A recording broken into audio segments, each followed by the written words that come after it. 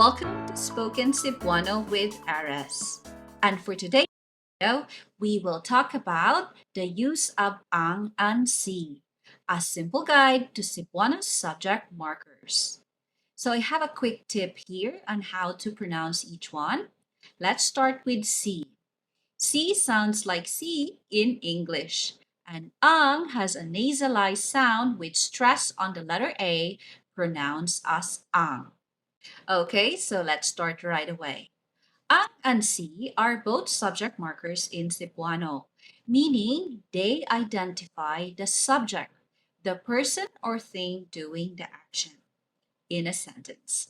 However, they are used differently based on the type of noun they introduce. So what exactly is a noun? A noun is a word that represents a person, place, thing, or idea. In Cebuano, subject markers show whether the noun is proper, a specific name, or common, a general noun or a. So let's start with our first subject marker. That is the ang. Ang is used for common nouns. So things, places, objects, animals. Example, we have libro, book for thing. Babayi, woman for person, and iring, cat for animal. Marks common noun as the subject of the sentence. Let's take a look at this example. The man is studying a language. When we translate the man, it will to Cebuano, it will be ang lalaki. So the full sentence is translated to ang lalaki nagtuon og lingwahe. Ang lalaki nagtuon og lingwahe. Here, ang marks lalaki because it is a common noun. Nagtuon means studying. Og lingwahe means a language, the object in the sentence. So lalaki is a common noun marked by ang, showing that the man is the doer of the action. And this is an actor focus sentence Cebuano. Ang marks a general or common noun, such as object, as I mentioned earlier. So we have here the example sentence is, the book is nice. The book is nice is translated to Cebuano to ang libro nindot. Ang libro nindot. So notice here that the translate to ang.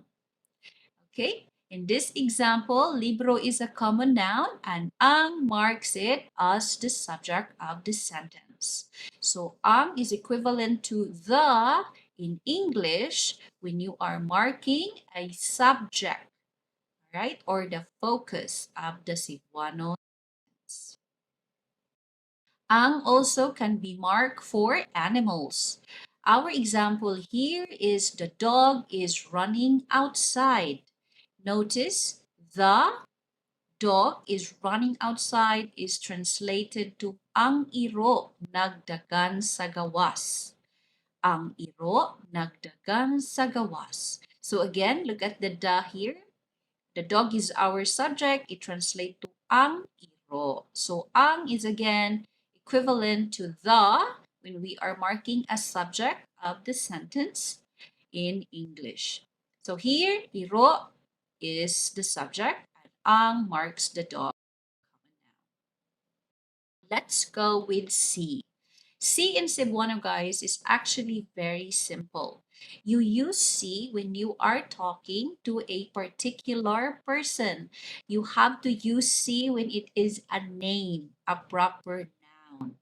So example, Maria in English will be si Maria. Pedro will be si Pedro. And the name of a pet, for example, Bantay will be si Bantay. A specific person, let's take a look at an example. Juan is reading a book.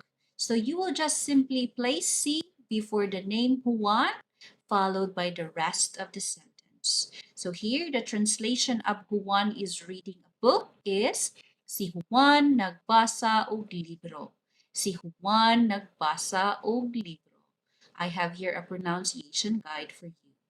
Juan is a proper noun. name, so we mark it with C. Nag shows the action is ongoing, which is reading, and og marks the libro, the object, indefinite object in our Cebuano sentence. So this example is for a pet's name. So Bantay is playing with a bone.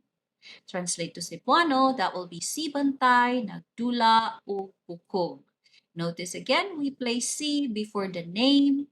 Si Bantay, nagdula, o bukog. Bukog is bone in English. So C is used because Bantay is the name of a specific dog or a specific name of a dog. Sorry about that.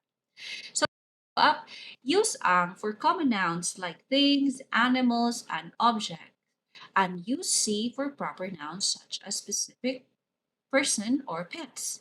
I would like to add that for places in Cebuano, we never use C.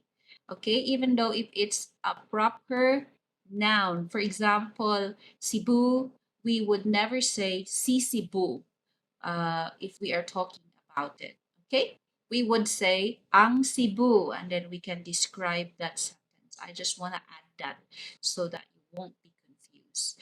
Only use si when we are talking about a specific name of person or pets. Okay, specific name of person or pets. So I hope that this video will clarify some of your questions about subject markers in Cebuano. And that is it. So it is very straightforward. Before we end the video, my books can be found on Amazon titled Spoken Cebuano Series. So please check that out. Subscribe, like, comment, and share so that we can help others. Thank you very much for watching the video. Daghan kaayong salamat, mga pista kitang tanan, pag-amping. Bye!